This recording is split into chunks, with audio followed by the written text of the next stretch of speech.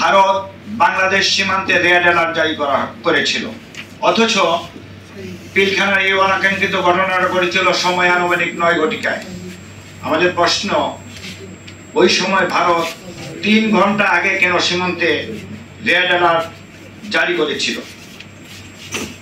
পরবর্তী সময়ে আনুমানিক দুপুর 2টা 20 মিনিটে ভারতের বিভিন্ন মিডিয়ায় পিলখানায় 12টা 20 মিনিটে ভারতের বিভিন্ন মিডিয়ায় পিলখানা হত্যাকাণ্ডের ব্যাপারে সংবাদ প্রচার করে যে তৎকালীন ডিজিবিডিআর তার স্ত্রী সহ অনেক চৌকো সামরিক অফিসার হত্যার শিকার হয়েছেন।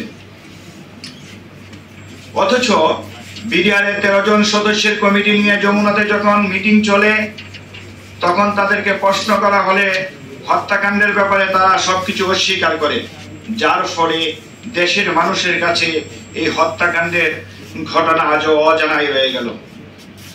সম্মানিত সাংবাদিকবৃন্দ, 2009 সালের 25শে ফেব্রুয়ারি ঢাকার বাইরে কোনো ঘটনা না ঘটলেও 26শে ফেব্রুয়ারি পূর্ব পরিকল্পনার অংশ হিসাবে ওঠে। পরবর্তীতে তাদেরকে গণহারে রাষ্ট্রদ্রোহ মামলায় গ্রেফতার করে জেল হাজতে প্রেরণ করা হয় এবং কিছুদিন পর এই রাষ্ট্রদ্রোহ মামলা প্রমাণ করতে না পেরে পরিকল্পিত হত্যাকাণ্ডকে বিডিআর বিদ্রোহ আখ্যা দিয়ে সেই সকল সৈনিককে গণহারে বিশেষ আদালত 1 থেকে 18 মাধ্যমে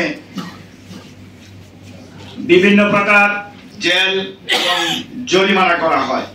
এইভাবে একটি জাতীয় এবং আন্তর্জাতিক ষড়যন্ত্রের মাধ্যমে ঐতিহ্যবাহী